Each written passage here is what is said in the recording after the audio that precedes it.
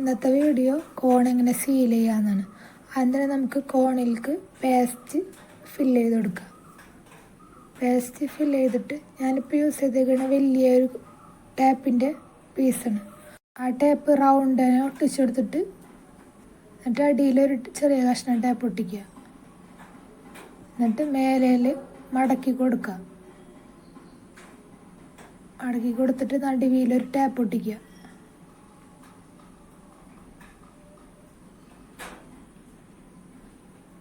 രണ്ട് സൈഡിലേക്കും കോണ് പോലെ നിൽക്കുന്ന നടുവിലേക്ക് വെച്ചിട്ട് അതുമ്മൽ ഒരു ടാപ്പ് ഒട്ടിച്ചെടുക്കാം.